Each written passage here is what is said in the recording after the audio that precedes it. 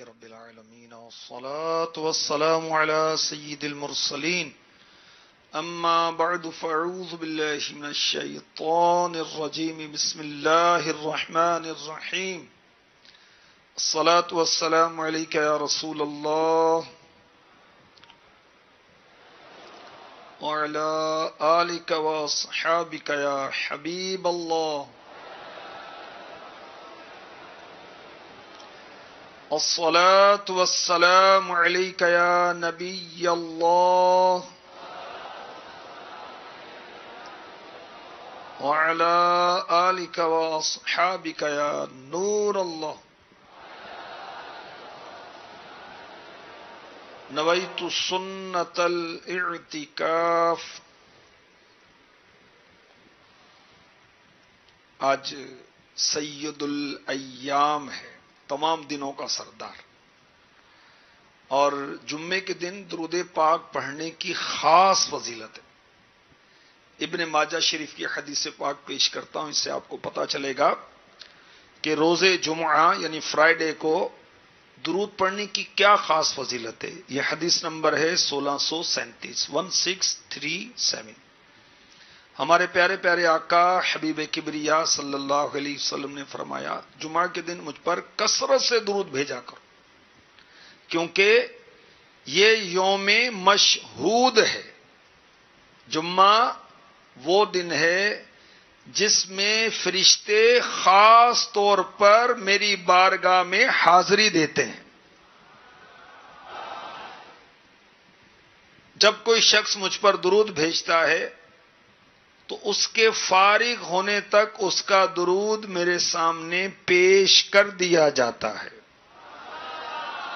حضرت سیدنا ابو درداء رضی اللہ تعالی عنہ کا بیان ہے. میں نے عرض کی، یا رسول اللہ صلی اللہ تعالی علیہ وسلم، اور آپ کے وصال کے بعد کیا ہوگا؟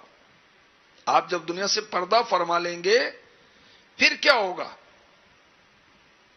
ارشاد فرمایا، ہاں، میری ظاہری وفات کے بعد بھی فرشتے درود میرے سامنے اسی طرح پیش کرتے رہیں گے. اللہ پاک نے زمین کے لیے نبیوں کے جسموں کا کھانا حرام کر دیا ہے. اللہ کا نبی زندہ ہوتا ہے اور اسے رزق بھی عطا کیا جاتا ہے. اعلی حضرت نے کتنی پیاری بات جھوم جھوم کر کہی، تو زندہ ہے واللہ، تو زندہ ہے واللہ، تو زندہ ہے واللہ، تو زندہ ہے واللہ، میرے چشم عالم سے چھپ جانے والے، میرے چشم عالم سے چھپ جانے والے. تو ویسے تو ہر وقت ہمیں آقا کا ذکر کرنا چاہیے، آقا پر درود پڑھنا چاہیے، مگر جمعہ کے دن خاص طور پر کثرت درود کی سعادت حاصل کرنی چاہیے. جنت میں لے کے جائے گی یہ بھائیوں نماز انشاءاللہ. نماز کا بیان قرآن پاک میں جا بجا ہے، احادیث میں ہے، اور نماز پڑھنے کے فضائل بھی ہیں، نہ پڑھنے کے عذابات بھی بیان کیے گئے ہیں، اور نماز کے میڈیکلی بھی فائدے ہوتے ہیں انسان کو. تو کچھ عرض کرنے کی کوشش کی جائے گی، اور آج کے سلسلے میں یہ بھی عرض کیا جائے گا کہ یہودیوں پر کتنی نمازیں تھیں. ہم پر تو 5 ہیں، یہودیوں کی کتنی نمازیں تھیں. انشاءاللہ آپ توجہ کے ساتھ سنیں گے تو اور بھی بہت ساری معلومات انشاءاللہ آپ کو ملیں گی.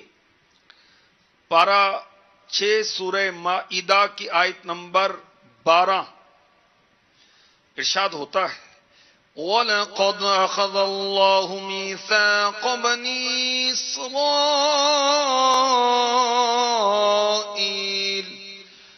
وبعثنا منهم 12 نقيبا وقال الله إني معكم لئن أقمتم الصلاة وآتيتم الزكاة وآمنتم برسلي وعزرتموهم وأقرضتم الله قرضا حسنا لأكفرن عنكم سيئاتكم ولأدخلنكم جنات تجري من تحتها الأنهار فمن كفر بعد ذلك منكم فقد ضل سواء السبيل.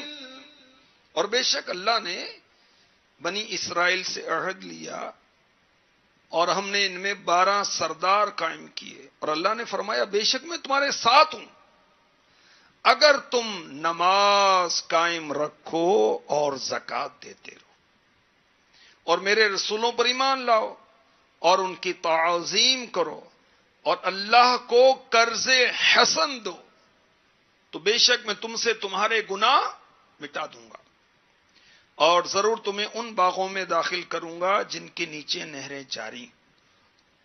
تو اس عہد کے بعد تم میں سے جس نے کفر کیا تو وہ ضرور سیدھی راہ سے بھٹک گیا. اس آیت کو سمجھنے کے لیے پہلے یہ سمجھ لیں کہ اللہ تعالیٰ نے حضرت موسیٰ کلیم اللہ علیہ نبی جنا علیہ الصلاۃ والسلام سے وعدہ فرمایا تھا کہ انہیں اور ان کی قوم کو مقدس سرزمین شام کا وارث بنائے گا جس میں بہت ہی زبردست قسم کے لوگ رہتے تھے.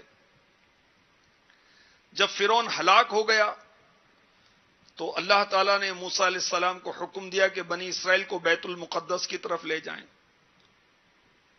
تمہارے لیے وہ رہائش بنائی گئی ہے. تو موسیٰ علیہ السلام نے 12 سردار منتخب کیے اور بنی اسرائیل کو بھیجا.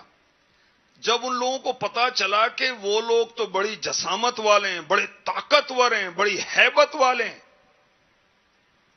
تو وہ ڈر گئے اور سب نے عہد شکنی کی سوائے 2 کے. اب اس واقعے کو سامنے رکھیں. اب اس آیت کا مفہوم یہ بنتا ہے کہ بے شک اللہ تعالیٰ نے بنی اسرائیل سے عہد لیا تھا کہ وہ اللہ کی عبادت کریں گے، کسی کو اللہ کے ساتھ شریک نہ کریں گے، تورات کے احکام کی پیروی کریں گے، اور قوم جبارین سے جہاد کے لیے 12 سردار بنائے گئے.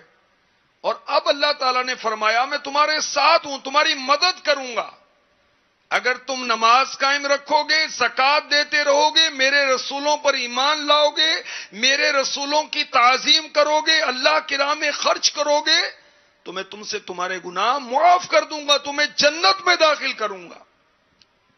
اچھا، اس آیت میں رسولوں پر ایمان لانے کے ساتھ رسولوں کی تعظیم کا بھی اللہ پاک نے حکم دیا. تو پتہ چلا کہ نبیوں کی تعظیم یہ اہم ترین فرائض میں سے ہے.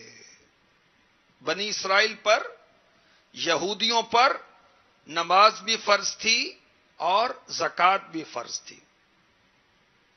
وہ کچھ انداز مختلف تھا.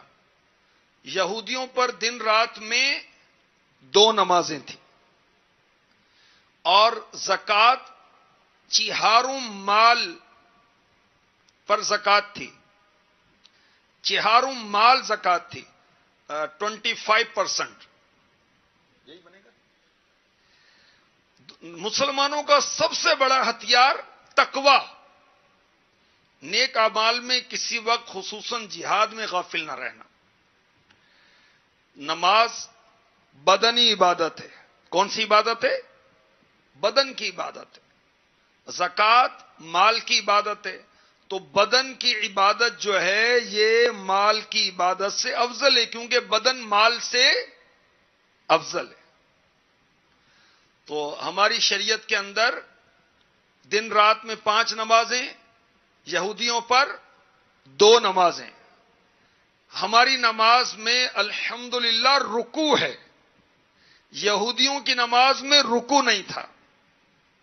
ہماری نماز میں قرآن کی تلاوت فرض ہے، ان کی نماز میں توریت شریف کی تلاوت فرض نہیں تھی۔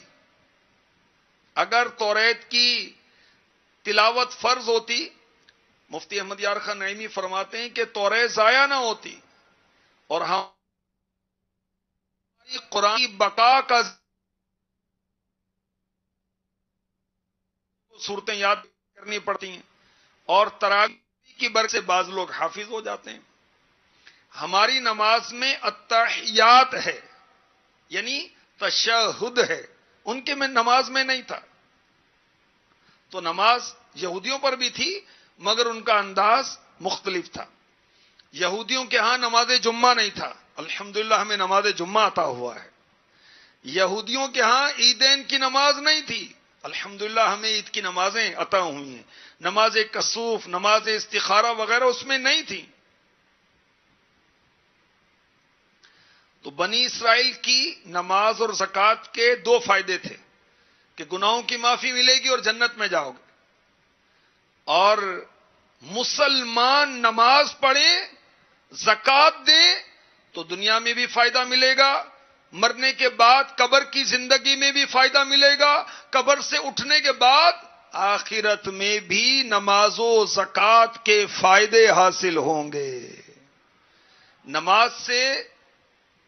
نماز کی تیاری کے لیے وضو کرتے ہیں جس سے چہرے کی چمک دمک ہوتی ہے، نماز حاجتیں پوری کرتی ہے، اس سے نزا کی آسانی ہوتی ہے، قبر میں روشنی ہوگی، رب کی رضا حاصل ہوگی، خلقت میں مقبولیت ہوگی۔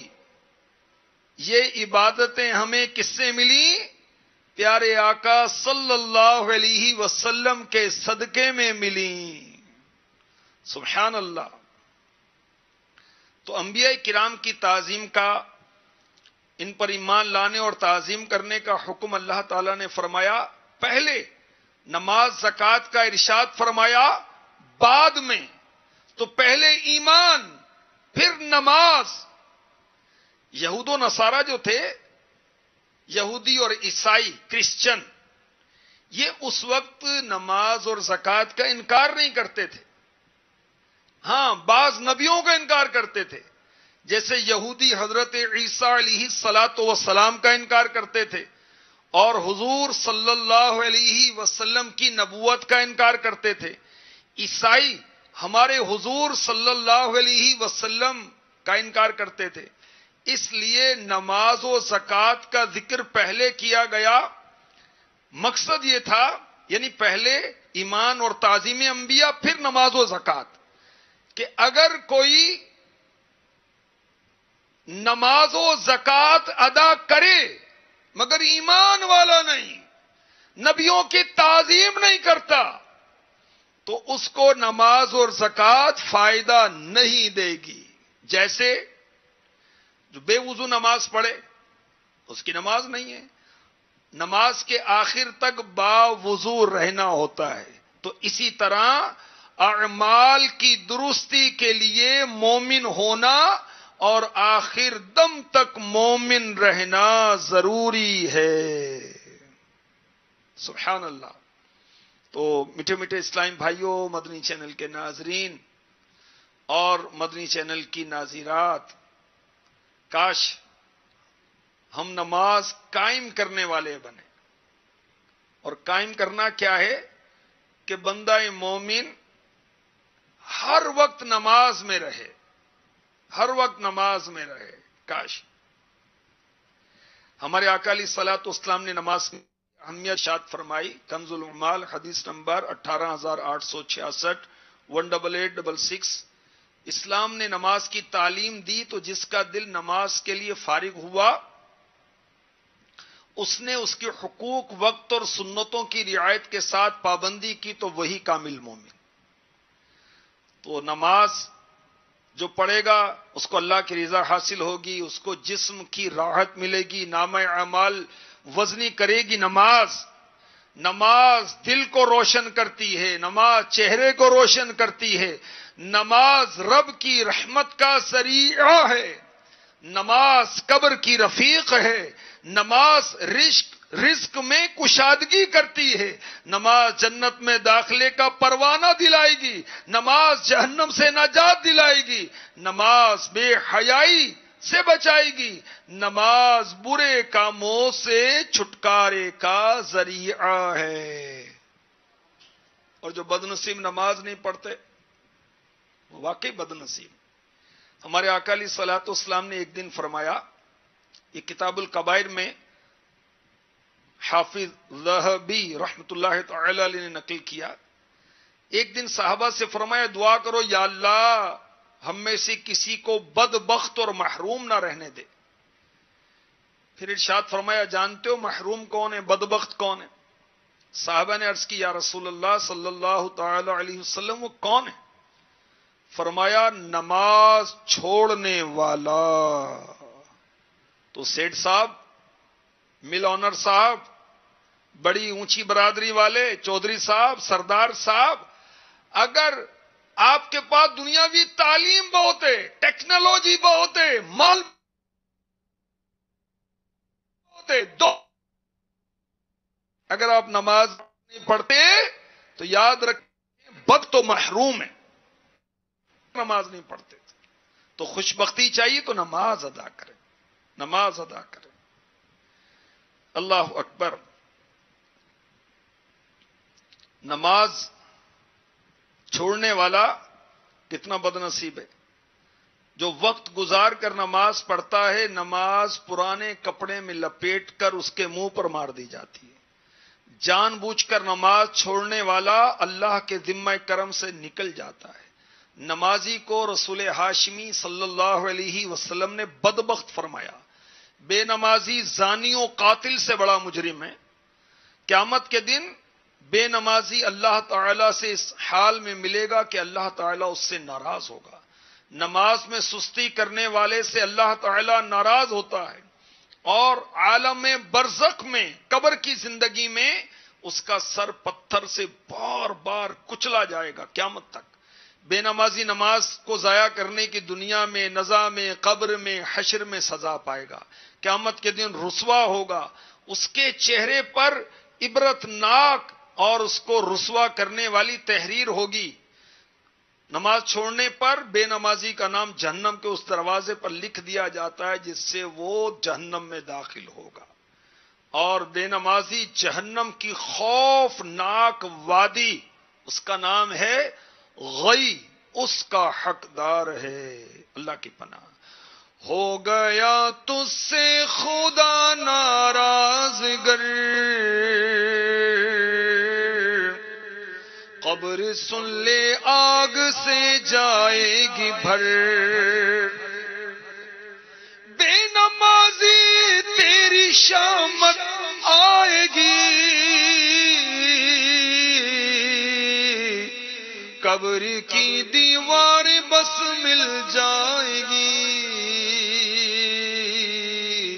قبر کی دیوار بس مل جائے گی، توڑ دے گی قبر تیری پسلیاں، توڑ دے گی قبر تیری پسلیاں، توڑ دے گی قبر تیری پسلیاں، دونوں ہاتھوں کی ملے جو انگلیاں، دونوں ہاتھوں کی ملے جو انگلیاں، عمر میں گر چھوٹی ہے کوئی نماز، عمر میں چھوٹی ہے گر کوئی نماز، عمر میں چھوٹی ہے گر کوئی نماز، جلد ادا کر لے تو آ غفلت سے باز، جلد ادا کر لے تو آ غفلت سے باز، کر لے توبہ رب کی رحمت بات ہے بڑی قبر میں ورنہ سزا ہوگی کڑی. نماز کے جو طبی فوائد ہیں آئیے مختصراً وہ بھی پیش کرتا ہوں. نماز کا چھٹا فرض ہے قاعدہ اخیرہ، یعنی التحیات کی کیفیت میں، تشہد میں پوری التحیات رسول تک پڑھ لینا، یہ فرض ہے. جب اس میں ہم بیٹھتے ہیں دونوں التحیات کی کیفیت میں بیٹھنا یہ واجب ہے اور پوری التحیات پڑھنا یہ فرض ہے. اور دونوں سجدوں کے درمیان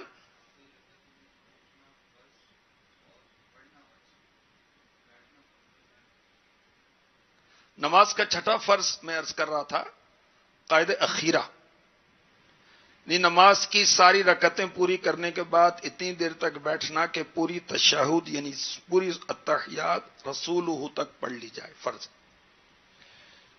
دو سجدوں کے درمیان بیٹھنا یہ گھٹنوں اور پنڈلیوں کو مضبوط کرتا ہے.